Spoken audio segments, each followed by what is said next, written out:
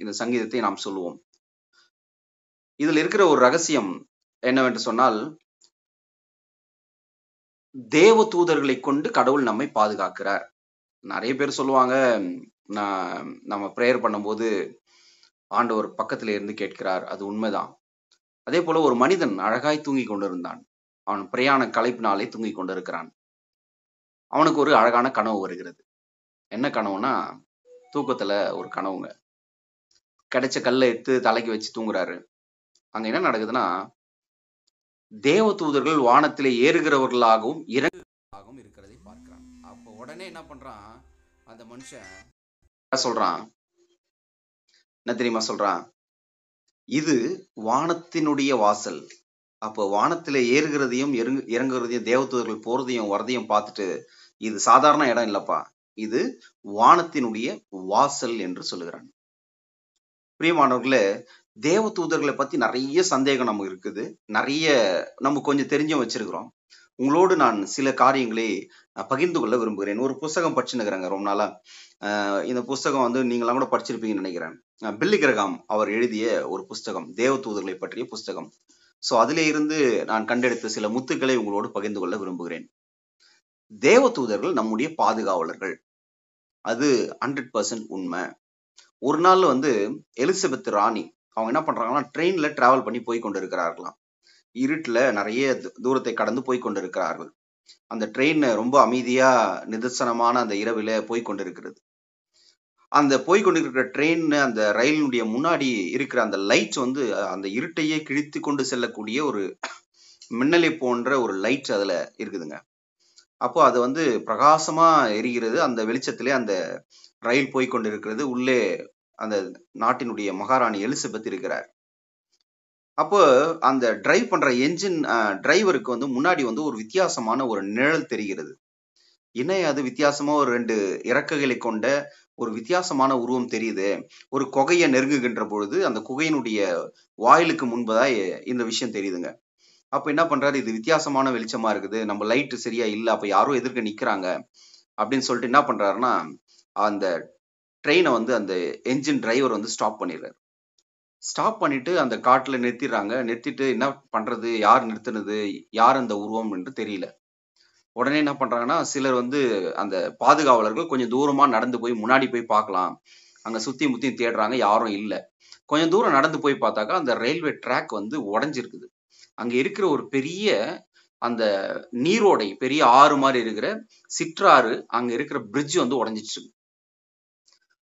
அந்த பிரிட்ஜுக்குள்ள இவங்க கடந்து போயிருந்தாங்கன்னு சொன்னா நிச்சயமா அந்த ட்ரெயின் அந்த தண்ணிக்குள்ள மூழ்கி இருக்கும், விழுந்திருக்கும், பெரிய சேதம் ஏற்பட்டிருக்கும். இவங்களை இதை பார்த்துட்டு வந்து உடனே என்ன பண்றாங்க, அந்த ட்ரெயினை வந்து நிறுத்தின இடத்துல வந்து அங்க இருக்கிற என்ஜின் மாஸ்டர்ஸ்க்கு சொல்றாங்க. பிறகு அந்த பிரிட்ஜை சரி பண்ணி அவங்க கடந்து போயிடுறாங்க. திரும்பவும் அவங்களுக்கு வந்து என்ன பண்றதுன்னா, இது என்னதான் ஆச்சு, இதனுடைய மிஸ்ட்ரி என்ன, இதனுடைய ரகசியம் என்னன்னு சொல்லிட்டு அதுல இருக்கிற எல்லாரும் தேடி தேடி கண்டுபிடிக்கிறார்கள். அப்ப கண்டுபிடிச்ச உடனே கடைசியா என்ன பண்றாங்கன்னா, அந்த லைட்னுடைய அந்த பல்ப் இருக்கு இல்லையா, அதுல போய் பாக்குறாங்க. அதுல பார்த்தா ஒரு மாத்து, அதாவது பட்டர்ஃபிளை சொல்லுவோம், பட்டர்ஃபிளை மாதிரி வேற ஒரு பூச்சி இனம். அந்த மாத்து வந்து என்ன பண்ணுதுன்னா ஒட்டிட்டு இருக்கு அந்த லைட்ல. சோ அதுதான் வந்து நான் அது வித்தியாசமா தெரிஞ்சது அந்த இடத்துல அப்படின்றாங்க. இந்த விஷயத்த போய் ராணி கிட்ட சொல்றாங்க. அப்ப ராணி என்ன சொல்றாங்கன்னா, இது ஒரு சாதாரண பூச்சியினுடைய செயல் அல்ல, இது வந்து கடவுளுடைய செயல். கடவுள் தம்முடைய தூதரை அனுப்பி நம்மை பாதுகாக்கிறார் என்ற விஷயத்த சொல்றாங்க. இதை வந்து இந்த புஸ்தகத்துல ரொம்ப அழகா பில்லி கிரகாம் அவர்கள் பதிவு செய்திருக்கிறார். பிரியமானவர்களே, கடவுள் எவ்விதத்திலாவது, எந்த சூழ்நிலையிலாவது, எந்த உருவத்திலாவது அல்ல எந்த ஒரு விஷயத்திலாவது கடவுள் நம்மை பாதுகாத்து கொண்டே இருக்கிறார். அதான் ரொம்ப அழகான பைபிள் வசனம் நிறைய இருக்குது, உங்களுக்கு எல்லாம் தெரிஞ்சிருக்கும். என்ன சொல்றாங்கன்னா, நாம் அந்நியரை உபசரிக்க மறக்க கூடாது, அந்நியரை உபசரிக்கிறதுனாலே நீங்கள் தேவ தூதர்களையும் உபசரித்ததுண்டு அப்படின்ற வசனமும் நமக்கு இருக்குது.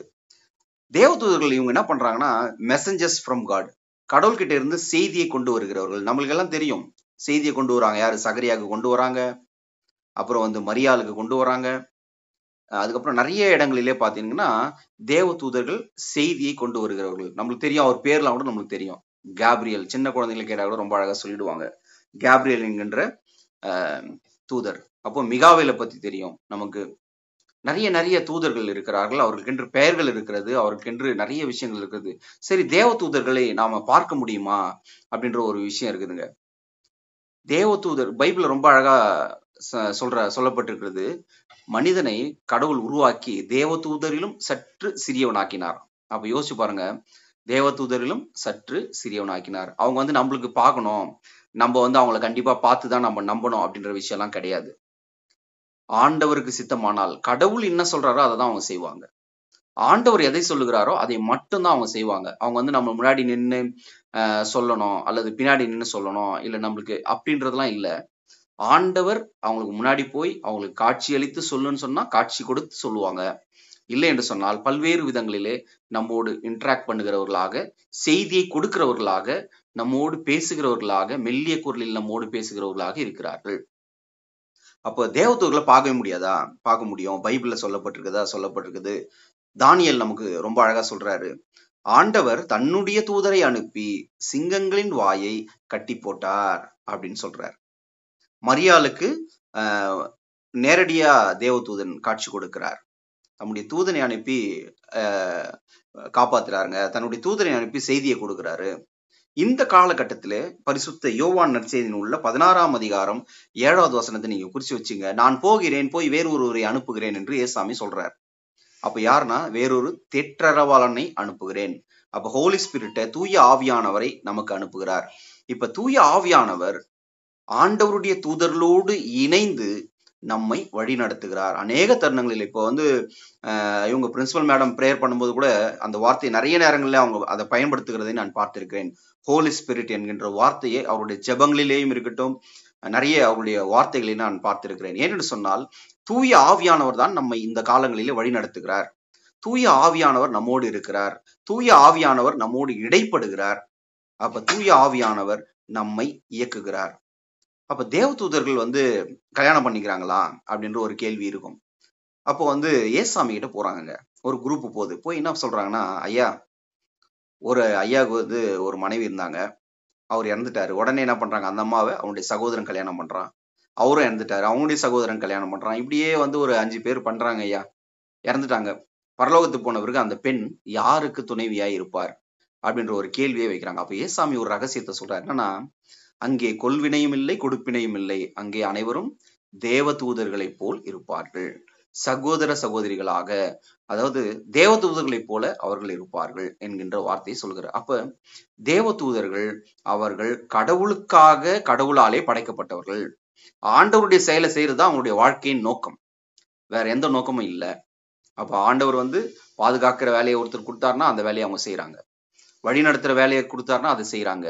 அதே போல செய்தியை கொண்டு வருகிறார்கள் என்று சொன்னால் அந்த செய்தியை கொண்டு வருகிறார்கள். நம்மிடமிருந்தும் செய்தியை கொண்டு போய் கடவுளிடத்துல சொல்லுகிறார்கள்.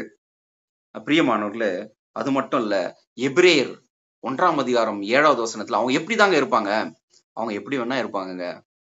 நம் சக மனிதர்களா இருக்கலாம், ஒருவேளை உங்களோடு பேசுகின்ற உங்கள் சகோதரியா இருக்கலாம், சகோதரனா இருக்கலாம், அல்லது வழிபோக்கனா இருக்கலாம். வழிபோக்கன் ரொம்ப அழகான ஒரு எக்ஸாம்பிள் சொல்றேன். நம்மளுக்கு எல்லாருக்கும் தெரிஞ்ச ஒரு வழிபோக்கன் இயேசுவானவர் வழிபோக்கனை போல போகிறாராம். எங்க எம்மாவூர் சீஷர்கள் 2 பேர் நடந்து போறாங்க.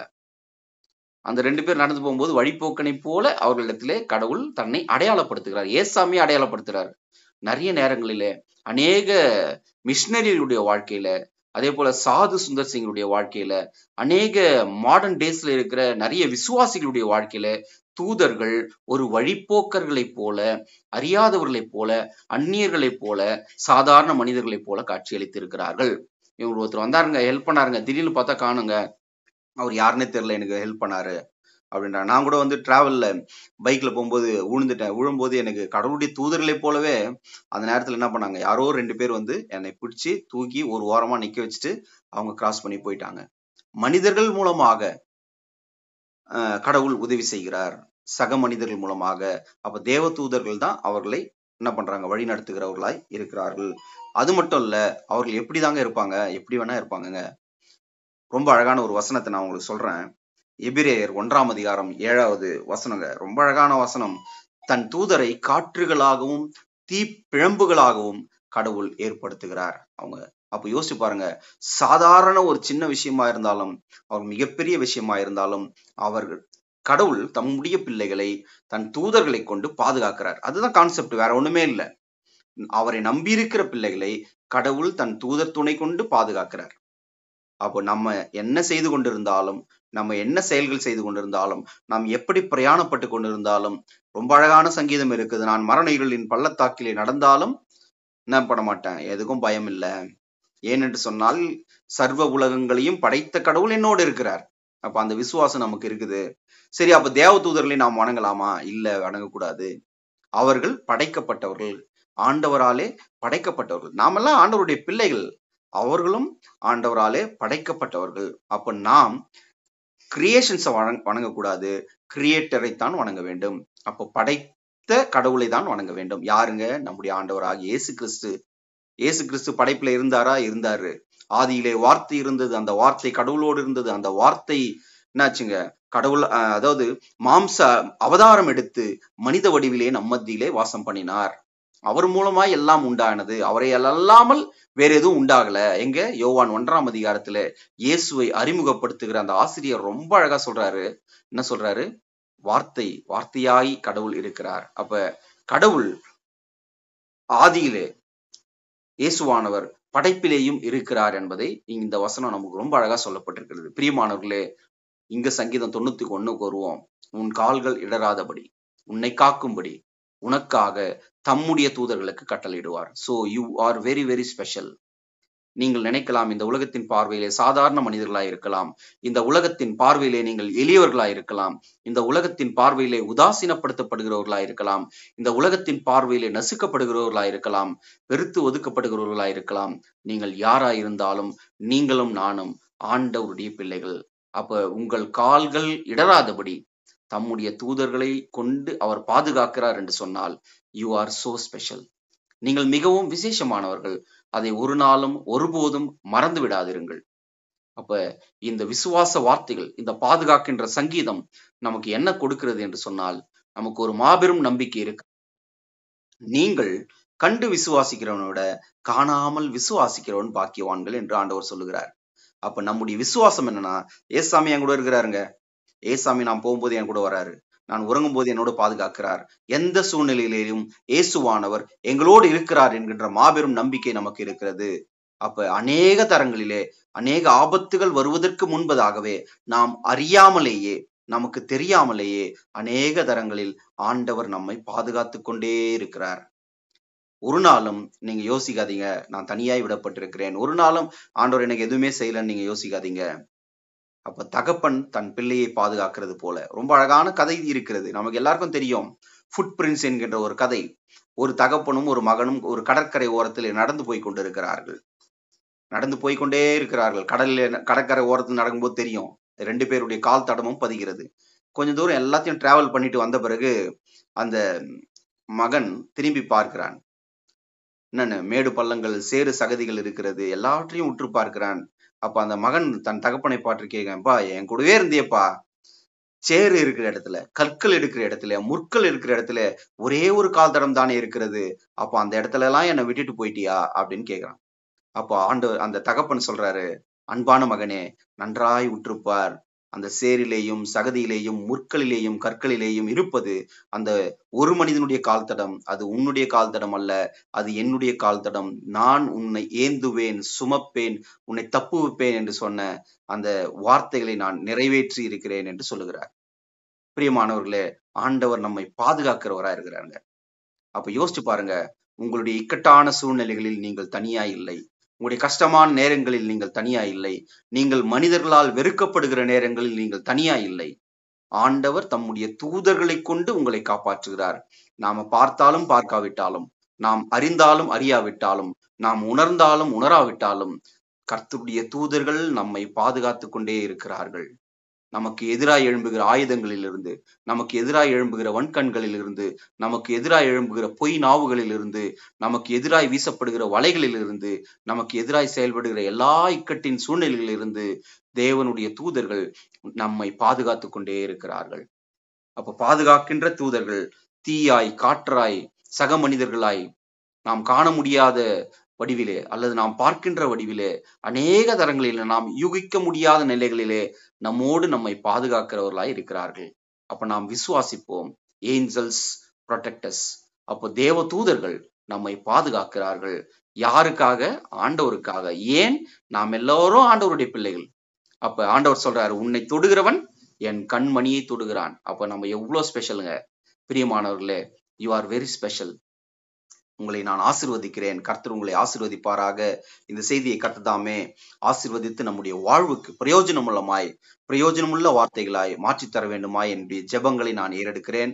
Thank you and God bless you all. ஒரு சில சின்ன சின்ன அனௌன்ஸ்மெண்ட்ஸ் உங்களோடு நான் பகிர்ந்து கொள்ள விரும்புகிறேன். ஏற்கனவே நம்ம கடந்த வாரங்களில் நீங்க கேட்டீங்க, ஒரு புக் ஒன்று நம்ம ரிலீஸ் பண்ணியிருந்தோம். ஸோ அருவி அப்படின்னு சொல்லிட்டு சண்டே ஸ்கூல் பிள்ளைகளுக்கான புஸ்தகம். ஒரு சிலருக்கு நாங்கள் அனுப்பியிருக்கிறோம். ஸோ உங்களுக்கு ஒருவேளை வந்துருச்சுன்னு சொன்னால் நீங்கள் ரிசீவ்டுன்னு சொல்லிட்டு ஒரு சின்ன மெசேஜ் நீங்கள் கொடுக்கும்படியா நான் கேட்டுக்கொள்கிறேன். அதே போல் ஒருவேளை உங்களுக்கு தேவைன்னு சொன்னால் நீங்கள் நிச்சயமாக நம்முடைய வாட்ஸ்அப் நம்பர் இருக்குது, அல்லது நீங்கள் குரூப்பில் சொன்னீங்கனாலும் உங்களை நாங்கள் காண்டாக்ட் பண்ணி இதை நாங்கள் அனுப்புகிறோம். இது வந்து சின்ன பிள்ளைங்களுக்கான ஒரு பைபிள் சிறுகதைகள் தான். இது எதுக்காக அப்படின்னா, நிறைய நேரங்களில் இந்த பைபிள் டீச்சிங் வந்து சின்ன குழந்தைங்களுக்கு இல்லாமல் போயிடுச்சு. ஆகையினால அது வந்து கண்டிப்பாக யூஸ்ஃபுல்லாக இருக்கும். குறிப்பாக சண்டே ஸ்கூல் எடுக்கிற டீச்சர்ஸ்க்கும் சின்ன பிள்ளைகள் இருக்கின்ற வீட்டுக்கு நிச்சயமா அது பிரயோஜனம் உள்ளதா இருக்கும். நீங்க யாருக்காவது கிஃப்ட் பண்ணணும்னா கூட நீங்க நிச்சயமா அதை பண்ணலாம். நாங்க வந்து எல்லாருக்குமே நம்ம பைபிள் இருக்கிற மொத்த பேருமே நாங்க போஸ்ட் பண்ணல. ஏன்னு சொன்னா அது நிறைய எக்ஸ்பென்சஸ் ஆகுது. பிளஸ் வந்து இன்னொன்னு, இது சரியா யாருக்கு தேவையோ அவங்களுக்கு போய் சேர வேண்டும். சிறு பிள்ளைகள் மத்தியிலே ஊழியம் செய்கிறவர்கள் அல்லது சிறு பிள்ளைகள் இருக்கிறவர்கள் அவங்களுக்குலாம் இது பிரயோஜனம் உள்ளதா இருக்கும் என்று நாங்கள் நம்புகிறோம், விசுவாசிக்கிறோம். இதற்கான நிறைய தேவைகள் இருக்கிறது. அதுக்காக நீங்க ஜெபம் பண்ணுங்க. நம்முடைய பயணமே வந்து பாத்தீங்கன்னா விசுவாசத்தின் பயணம் தான். ஆகையினால ஆண்டவர் எல்லா தேவைகளையும் நிச்சயமா சந்திப்பார். அதே போல இந்த மேகசின்ஸ் வந்து உங்களுக்கு அனுப்புறோம், பைபிள் உலகம் மேகசின்ஸ். ஸோ அது வந்து உங்களுக்கு வாட்ஸ்அப்லேயும் அனுப்புகிறோம், ப்ளஸ் போஸ்டர்லேயும் அனுப்புகிறோம். ஒருவேளை உங்களுக்கு வரல அப்படின்னு சொன்னாக்கா நீங்கள் நிச்சயமாக நீங்கள் உங்கள் வாட்ஸ்அப்பில் சொல்லுங்கள், இதை நாங்கள் உங்களுக்கு அனுப்புவதற்கு முயற்சி செய்கிறோம். ஒருவேளை நீங்கள் ரொம்ப இன்ட்ரெஸ்டடாக இருக்கிறோம் பிரதர், ஒரு சாட்சியை நான் மற்றவங்களோடு பகிர்ந்து கொள்ள விரும்புகிறேன், அல்லது எங்கள் வீட்டில் இருக்கிற குழந்தைங்க இப்போ வந்து பார்த்தீங்கன்னா மனப்பாட வசனம் சொன்னார், அது போல் ஒருவேளை படங்கள் வரைகிறாங்க எங்கள் வீட்டில் இருக்கிற பிள்ளைங்க அப்படின்னு சொன்னீங்கன்னா, அவங்களுடைய படங்களை நீங்கள் எடுத்து ஒரு டாக்குமெண்ட்டாக நீங்கள் வாட்ஸ்அப் பண்ணிங்கனாலும் அதை நம்ம இந்த மேகசினில் நம்ம பிரிண்ட் பண்ணி மற்றவர்களை அது உற்சாகப்படுத்துகிறதா இருக்கும், அவர்களுக்கும் ஒரு ஆசீர்வாதமாக இருக்கும். அல்லது நான் வந்து ஒரு சின்ன ஷார்ட் ஸ்டோரி சொல்கிறேன் அப்படின்னு சொன்னீங்கன்னா நீங்கள் அதையும் நீங்கள் எழுதி அனுப்பலாம். அல்லது பைபிள் துணுக்குகள் நீங்கள் எழுதி அனுப்பலாம், உங்களுடைய விருப்பம். ஸோ ஏன்னா இது வந்து நம்மளுடைய இது வந்து ஒரு காட்ஸ் கடவுளுடைய இந்த ஃபேமிலி. ஸோ இந்த பைபிள் உலகம் ஃபேமிலியில் இது எல்லாருக்குமான இந்த ஊழியம் வந்து ஒரு தனிப்பட்ட ஒரு ஊழியம் இல்லை, இது எல்லாரும் சேர்ந்து நாம் பயணிக்கின்ற ஒரு ஊழியம். ஒவ்வொருவரும் நீங்கள் கொடுத்திருக்கிற எல்லா பணிகளையும் மிக சிறப்பாக செய்கிறீங்க. ஒருவேளை நீங்கள் இன்ட்ரெஸ்டடாக இருந்தீங்கன்னா நீங்கள் நிச்சயமாக நீங்கள் வந்து உங்களுடைய ஆர்டிகிள்ஸை நீங்கள் அனுப்புங்க. நம்ம நிச்சயமாக மற்றவர்களுக்கு அதை நம்ம பகிர்ந்து கொள்வோம், அது மற்றவங்களுக்கும் பிரயோஜனம் உள்ளதாக இருக்கும். Thank you and God bless you all. இந்த வாய்ப்புக்கு நான் நன்றி செலுத்துகிறேன். கர்த்தர் உங்களை ஆசீர்வதிப்பாராக. தொடர்ந்து உங்களுக்காக நான் ஜெபித்து கொண்டிருக்கிறேன். பைபிள் உலகத்தில் இருக்கிற ஒவ்வொரு குடும்பங்களையும் ஆண்டவர் ஆசீர்வதித்து பாதுகாத்து வழிநடத்துவாராக. Thank you and God bless you all. ஆமேன், ஆமேன்.